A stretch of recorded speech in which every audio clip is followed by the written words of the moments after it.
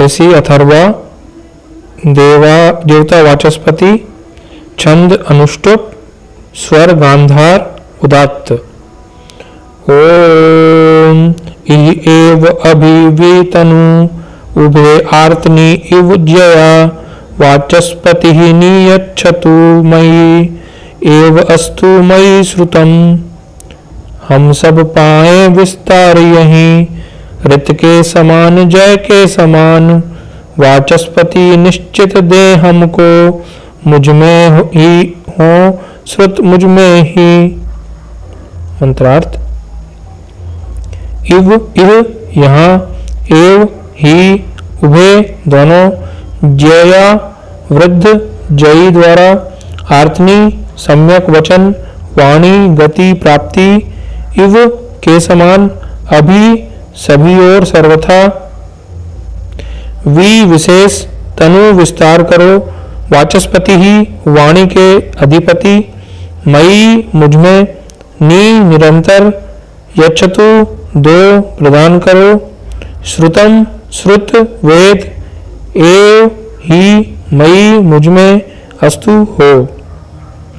भावार्थ। यहाँ ही दोनों वृद्ध जयी द्वारा सम्यक वचन, वाणी गति प्राप्ति के समान सभी और सर्वथा विशेष विस्तार करो, वाणी के अधिपति मुझे निरंतर प्रदान करो, श्रुत वेद ही मुझ में हो, अनुभवी विद्वान वृद्ध जनों के मार्गदर्शन से हमारा विकास विस्तार उस तरह ही होता है जैसे स्वयं सम्यक गति वाणी का विस्तार होता है। गतिशीलता जैसी गति प्राप्त होती है इसके लिए वेद का ज्ञान होना चाहिए। साधक कहता है कि वेद प्रदान करें और मुझ में वेद ही हो। धात्वादि निरुक्त। इह अव्यय सर्वनाम, एव अव्यय, अभि उपसर्ग, वि उपसर्ग, तनु तन, विस्तार, श्रद्धा, उपकार, शब्द करना, वर्णन करना, आश्रय देना, उभे सर्वनाम, आर्तनी आ उपसर्ग, री गति प्राप्ति करना, विस्तार करना, शब्द करना, इव अव्यय, जया जया वृद्ध होना, बड़ा होना, वर्धित होना, जी जय होना, जीतना, वाचस्पति ही वच बोलना, कहना, अध्ययन करना, पत जाना, ऐश्वर्य होना, पराक्रम होना, नी अव्यय, यच्छतु यच्छ देना, मयि सर्वनाम, एव अव्यय, अस्तु अस होना, मयि सर्वनाम, श्रुतम श्रु सुनना, श्रवण करना, जाना। ओम खम्रम।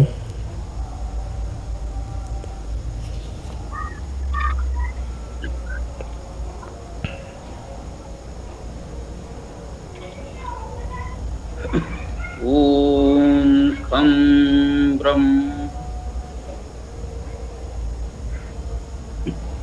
ओम इह एव अभिवितं उभे आर्तनी युजया वाचस्पतिः नियच्छतु मयि एव अस्तु मयि श्रुतम्।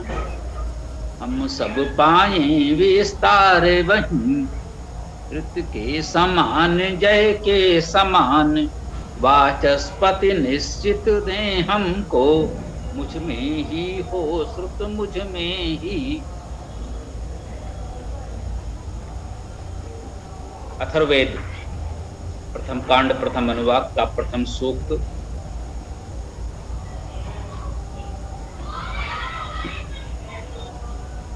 इसमें ऋष अथर्वा देवता वाचस्पति, छंद अनुष्टुप है। हम लोग कल भी चर्चा कर चुके हैं। अथर्वा अविचल अहिंसक। ऋष भाव से हम इस मंत्र का स्वाध्याय चिंतन करें। देवता वाचस्पति है, वाणी का अधिपति। हम सबको जो वाणी बोलने की सामर्थ्य मिली हुई है, इसका अधिपति और परमात्मा की विशिष्ट वेद वाणी का अधिपति वह परमेश्वर ही है। वही इसका देवता अर्थात दिव्यता दिव्य गुण है, विशेष वर्ण विषय है। तो कह रहे हैं इहि एव अभिवितन, इह यहाँ एव ही, ये दोनों ही अव्यय, तो अर्थ निश्चित है। इह अव्यय, यहाँ एव ये भी अव्यय है, ही उभे दोनों सर्वनाम है। जया, जया शब्द का अर्थ वृद्ध और जेयी द्वारा किया गया है। तो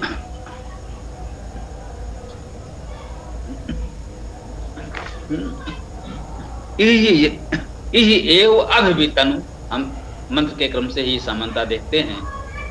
तो यहाँ ही इहि एव, यहाँ ही अभि उपसर्ग है, भी उपसर्ग है, तनु, तनु का अर्थ है, तन धातु का अर्थ विस्तार करना मुख्य रूप से है। श्रद्धा करना, उपकार करना, शब्द करना, वर्णन करना, आश्रय देना आदि भी है। मुख्य रूप से विस्तार है, शब्द है, आश्रय है। इहि एव अभिवितनु, यहाँ ही अभिता सब ओर से, भी विशेष, तनु विस्तार, आश्रय, श्रद्धा, उपकार, ये सभी सद्गुण इस तनु शब्द में निहित होंगे। उभे दोनों,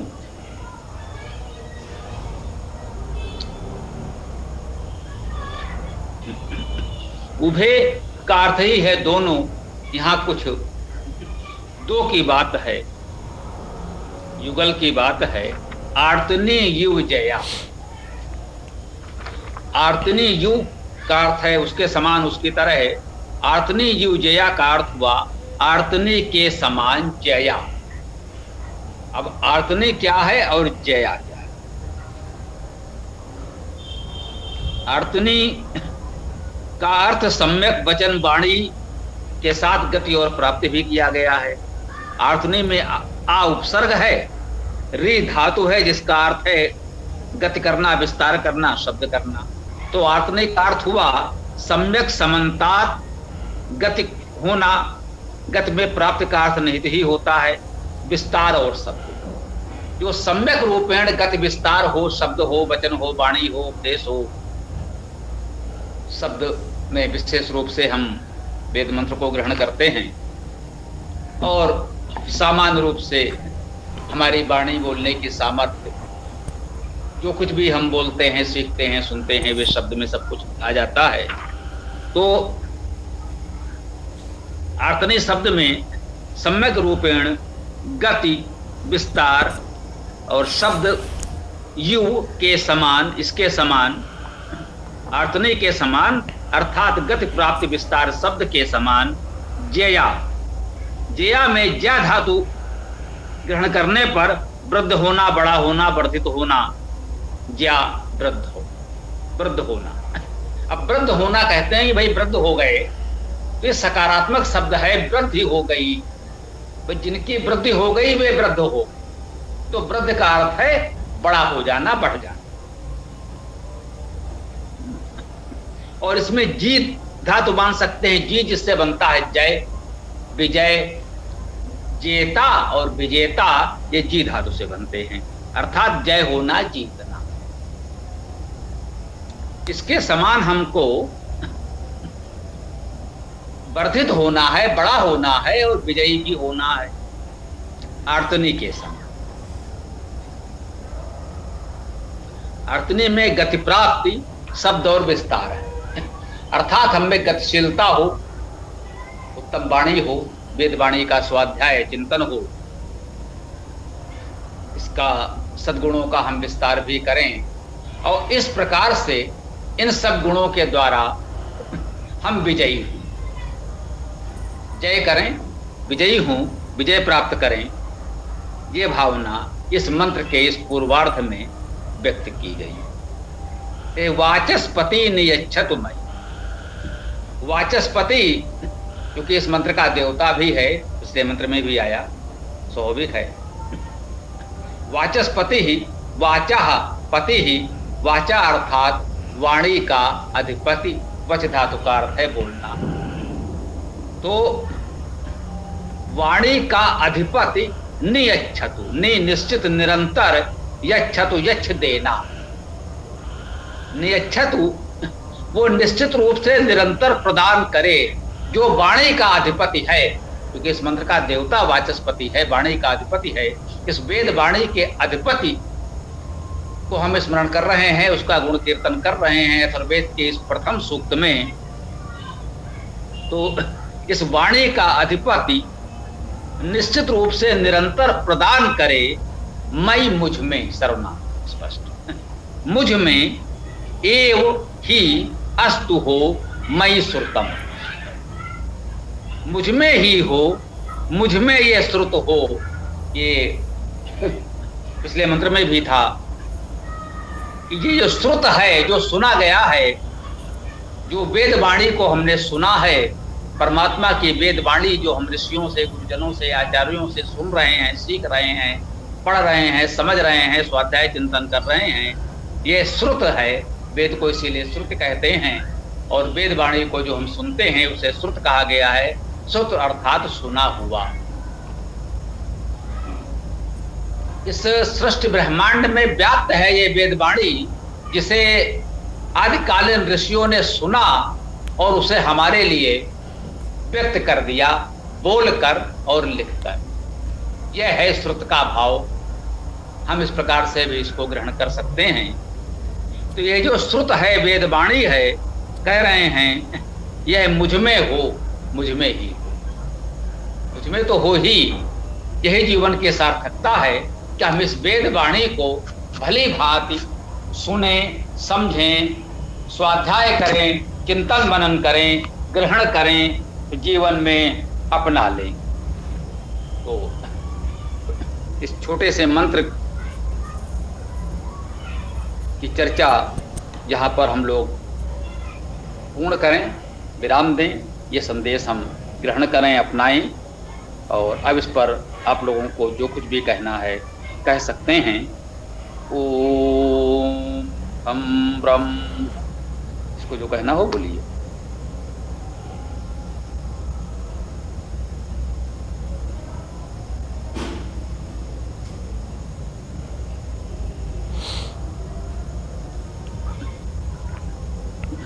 किसी को कुछ कहना हो तो बोलिए, और यदि किसी को कुछ नहीं कहना है तो ये भी कर सकते हैं। थोड़ा सा समय है तो एक एक मंत्र का सब लोग पाठ कर लें, इस सूक्त का आज पाठ हो जाए, हो जाएगा। कोई बहुत अधिक नहीं है, सरलता से किया जा सकता है। यदि किसी को कोई प्रश्न हो, कोई बात कहनी हो तो कह सकते हैं, ना मेरे विचार से सूक्त। जी बोलिए। स्वामी जी, ये मंत्र से रिलेटेड नहीं है, लेकिन क्या मैं पूछ सकता हूँ? बोलिए, देखते हैं। स्वामी जी, सब लोग ये कहते हैं कि हमेशा सकारात्मक सोचो, चाहे कुछ हो जाए। ये बात सही है क्या? हाँ, पहले भी आपने कहा था, निश्चित रूप से जीवन में सकारात्मकता रहनी चाहिए, अच्छी बात है। जितना सकारात्मक चिंतन रहेगा वो हमारे लिए अच्छा है। नकारात्मक विचारों से ऊर्जा की हानि तो होगी ही, अच्छी बात है। तो और किसी को कुछ कहना हो तो कह सकते हैं, या फिर पुलकित जी देखें, एक एक मंत्र का पाठ कर लें तो इस वक्त का पाठ हो जाएगा आज। तो स्वामी जी, इनके प्रश्न के उत्तर में कुछ आगे जोड़ूं? अनुमति तो बोलिए बोलिए। जैसा इन्होंने का पूछा है कि सकारात्मक सोच रखना चाहिए, तो निश्चित रूप से, क्योंकि जो कहावत भी एक है ना, आशा, आशान्वित होना चाहिए हमें। तो आशा से ही तो हमको उमंग और तरंग मिलती है आगे के जीवन के लिए।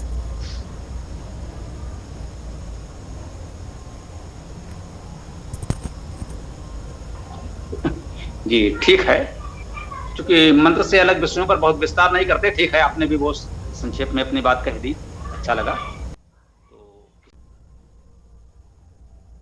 गुरु जी, मेरा कक्षा से भिन्न प्रश्न है।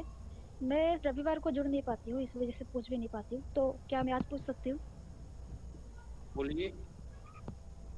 जी, तो मेरा प्रश्न ये था कि मन की तो प्रकृति ही होती है भागना, तो अगर लोग कहते हैं कि मन को वश में करो, तो क्या यह ठीक होगा? क्योंकि उसकी तो प्रकृति ही भागना है। तो इस पर कुछ बता दीजिए।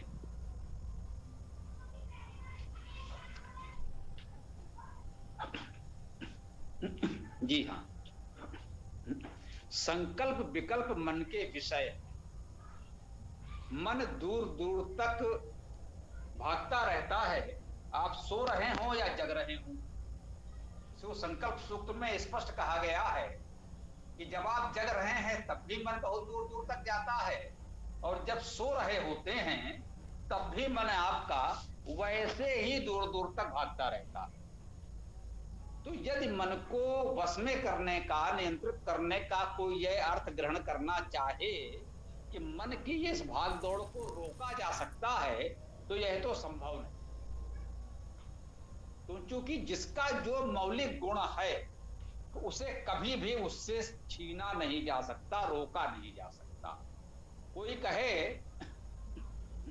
कि अग्नि से उष्णता छीन ली जाए, अग्नि को नियंत्रित करो, अग्नि को वश में करो, अग्नि को शीतल कर दो, आग ठंडी हो जाए, क्या यह संभव है? आग को बुझा सकते हैं, आग को नष्ट कर सकते हैं, लेकिन आग रहे और शीतल हो जाए तो यह संभव नहीं है। इस बात को हमें समझना होगा। तो जिसका भी जो मौलिक गुण है वो तो रहेगा। संकल्प विकल्प मन का विषय है, दूर दूर तक जाना भागना मन का मौलिक गुण है, वो रहेगा। जब तक जीवन है हृदय की धड़कन तो रहेगी। हृदय की धड़कन रुक जाने का अर्थ है जीवन की समाप्ति। कोई कहे हम बड़े भारी योगी हैं, हृदय की धड़कन रोक लेंगे तो उसके बाद वे जीवित तो नहीं रहे। यद्यपि इस समय जिस तरह के पाखंड चल रहे हैं, हो सकता है बहुत से तथाकथित बाबा जी मिल जाएं जो कहें कि हम श्वास रोक लेते हैं, हम हृदय की गति भी रोक लेते हैं, शरीर के सारे अंगों की क्रियाएं रोक लेते हैं। वे कह सकते हैं, अपने चेलों से कहलवा सकते हैं, परंतु वास्तव में यह संभव नहीं है। जिसको महर्षि दयानंद जी कहते थे कि सृष्टि क्रम के विरुद्ध कुछ संभव नहीं है। इसको आप यही समझ ले, जो कार्य कारण सिद्धांत है, जो आपके विज्ञान के विषय हैं, जो सिद्धांत हैं, उनके अतिरिक्त तो नहीं हो सकता। तो मन की भागदौड़ तो कभी नहीं रुके। मन को वश में करना, नियंत्रित करने का भाव इतना हो सकता है कि मन कहां जाए और कहां न जाए।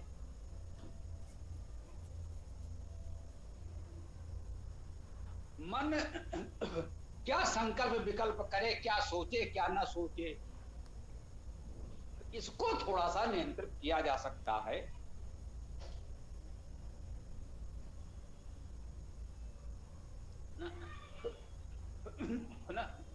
मन के मौलिक कार्य को, मौलिक गुण को न रोका जाए, मन को एक उचित दिशा दे दी जाए, यह किया जा सकता है। इसे कहते हैं जब खाली मन होगा तो कुछ भी नकारात्मक सोचेगा, जो भी भैया ने कहा था सकारात्मक सोच वाली का। तो मन में नकारात्मक विचार चलेंगे तो हमारे लिए हानिकारक हो सकते हैं। हम उसे सकारात्मक दिशा देते हैं। हम नित्य वेद का स्वाध्याय करते हैं, मंत्रों का चिंतन मनन करते हैं, तो मन में अच्छी जानकारी, जो इनपुट आप देंगे, जो उसे आप जानकारी देंगे, वो उसी का तो विश्लेषण करेगा। तो मन में यदि अच्छी बातें आप डालते रहेंगे तो वो उन्हीं बातों पर चिंतन करेगा। जो कुछ मन को आप देंगे उसी का वो विश्लेषण करेगा, सारी प्रोसेसिंग वो उसी की करेगा, जो डाटा आप इनपुट देंगे। तो ये हमें प्रयास करना चाहिए कि हम अच्छा सोचें, कुछ अच्छा स्वाध्याय करें, वेद का स्वाध्याय करें, चिंतन मनन करें, तो मन उस सही दिशा में लगा रहेगा। तो मन की ऊर्जा का लाभ हमको मिलेगा और हमारा जीवन सफल अच्छा बन सकेगा, मन सशक्त होगा, आनंदमय होगा। ये प्रयास हम कर सकते हैं। ओम।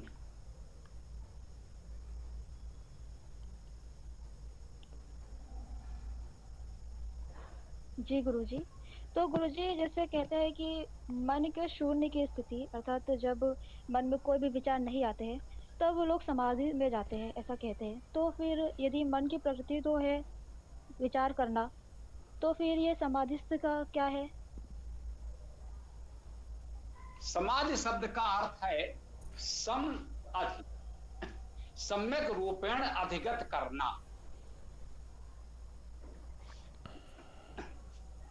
जो कुछ हम चाहते हैं उसे हम सम्यक रूपेण अधिगत कर लें, यही समाधि है। और सम जो उपसर्ग है वो मा हलंत है, उसमें अगर अधि जोड़ते हैं तो समधि बनेगा। समाधि के लिए एक तो आ उपसर्ग और लाना पड़ेगा, या समध आएगा जो धातुज है। सम का अर्थ है समान, समान रूप से अधिगत हो। जो कुछ हम पाना चाहते हैं उस समभाव में मन को ले आए। जब मन में वो समभाव आ जाएगा तब हम उस कथित समाधि अवस्था को प्राप्त होंगे, उसे अनुभव कर लेंगे। इसको योगियों ने अच्छी तरह समझाया है। यदि हम संदर्भ लें तो गीता में भी इस विषय को बहुत ठीक से बताया गया है। व्यवहार में वेद की कुछ बातें उसमें अच्छी हैं भी। सुख दुखम समम कृत्वा लाभा लाभो जया जयो। जब मन को हम इस अवस्था में ला दें कि सुख हो या दुख हो, लाभ हो हानि हो, वो सभी अवस्था में संभाव में रह सके। ऐसा ना हो कि छोटी छोटी बात पर हम खुशी से पागल हो जाएं, प्रसन्नता से पागल हो जाएं, और जरा सा कुछ हमारे मन के विपरीत हो जाए तो हम दुख से कातर हो जाएं। तो मन को इतना सशक्त बना सकते हैं हम कि वो इस समभाव को अधिगत कर ले। उन्होंने कहा है कि जब मन या व्यक्ति आप कहें साधक उपासक एक ब्राह्मण में, एक कुत्ते में, एक चांडाल में समान दृष्टि रखता है, यह समाधि की स्थिति। समाधि ये है जब आपके मन से ये भेदभाव मिट जाए। एक ब्राह्मण, एक चांडाल और एक कुत्ता, उन्होंने उदाहरण के लिए 3 लिए जो बहुत विपरीत आपको दिखते हैं, और व्यक्ति जब इन तीनों को समदृष्टि से देखने लगे, इसे समाधि कहते हैं। समाधि का अर्थ वही बताया ना कि मन का जड़ हो जाना नहीं है, वो संभव नहीं है। मन को केवल दिशा दी जा सकती है कि वो हम जैसा चाहते हैं सकारात्मक उचित दिशा में कार्य करने लग जाए। किसी एक विषय पर हम केंद्रित कर लें। होता क्या है, मन जैसे बहुत भागता है, ये तो सही। इसे जो समझें कि कोई जिगजैग भागता है, इधर उधर टेढ़ा मेढ़ा भाग रहा है, सड़क पर जा रहा है, दाएं मुड़ गया, बाएं मुड़ गया, इधर मुड़ गया, उधर मुड़ गया, तो क्या होगा? दुर्घटना करेगा। कंसंट्रेशन का मतलब है कि उसे एक सही दिशा आपने दे दी, वो उसी लेक पर चला जा रहा है, तब वो अपने लक्ष्य पर पहुंच पाएगा।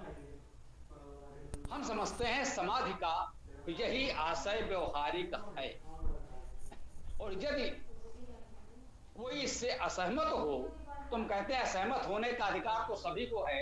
ऐसा तो कोई नहीं है जिससे सब लोग सहमत हों। हम विनम्रता से यही निवेदन करेंगे कि वेद में इसके कुछ विपरीत लिखा हो तो हमें दिखा दीजिए, और यदि वेद के विपरीत नहीं है तो इस सत्य को स्वीकार कर लें। वेद मानता है कि मन आप सो रहे हो या जग रहे हो, वो तो भागता रहेगा। तीसरी कौन सी अवस्था है जब उसका भागना रुक जाएगा? ऐसा वेद में कहीं मिला हो तो हमें बता दें, और नहीं तो वेद के विपरीत कल्पना न करें। मन का संकल्प विकल्प चलता रहेगा, उसकी भाग दौड़ चलती रहेगी, उसकी गतिशीलता बनी रहेगी। बस उसको एक उचित दिशा दे देंगे तो वो आपको जीवन का लक्ष्य प्राप्त करा देगा। अन्यथा भटकता रहेगा। उसके भटकाव को रोका जा सकता है, उसे एक सही दिशा दी जा सकती है, उसकी गति को नहीं रोका जा सकता। ये ध्यान रखें, उसकी गति को नहीं रोका जा सकता।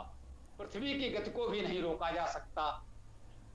गति रुकने का मतलब विनाश, मन की गति रुकने का मतलब हृदय की गति रुक जाना, अर्थात मृत्यु। तो मैं समझता हूं बात संभवतः पूरी हो गई होगी। फिर भी कुछ कहना चाहें तो बताइए। जी गुरुजी, सारी शंकाएं समाप्त हो गई। धन्यवाद।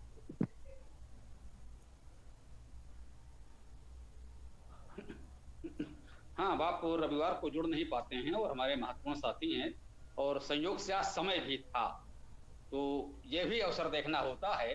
अब ये समय इससे आगे यदि पहले ही हो गया होता तो इस विषय को आज लेना संभव नहीं था। ये सभी साथी समझें, किसी को ये न लगे कि इनके प्रश्न पर तो इन्होंने इतनी चर्चा कर ली और हमसे कह देते हैं रविवार को बोलना। तो थोड़ा समय की बात भी थी, आज समय हमारे पास शेष था, तो कोई बात नहीं, इस बिटिया की बात को ले लिया। और कक्षा के प्रारंभ करने वालों में, प्रमुख लोगों में तो हैं ही, बहुत गंभीर है अध्ययन के प्रति, अच्छी बात है। तो किसी की और कोई बात हो तो छोटा सा प्रयास कर सकते हैं, नहीं फिर समापन किया जाए। ओम।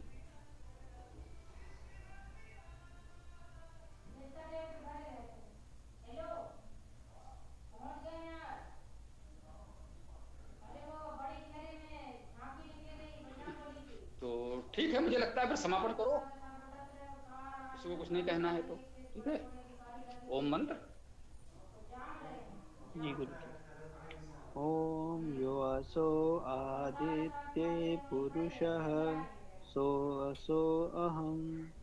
ओम खम ब्रह्म। सभी साथियों को सदर प्रणाम। ओम यो असौ आदित्ये पुरुषः सो असौवहम्। ओम खम ब्रह्म। सबको सादर नमस्ते।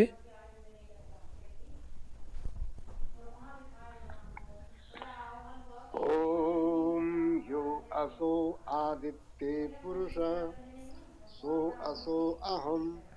ओम खम ब्रह्म। सबको सादर नमस्ते। ओम खम ब्रह्म। नमस्ते सभी साथियों को। ओम खम ब्रह्म, सभी को नमस्ते। ओम खम ब्रह्म, सभी को नमस्ते। ओम खम ब्रह्म, सभी को नमस्ते। ओम नमस्ते। कल सायंकाल 7:30 बजे से पूर्व हम लोग पुनः जुड़ जाएंगे। कल अगले मंत्र की चर्चा होगी, संभवतः इस सूक्त का अंतिम मंत्र होगा। तब तक के लिए शुभमस्तु। ओम नमस्ते। ओम खम ब्रह्म।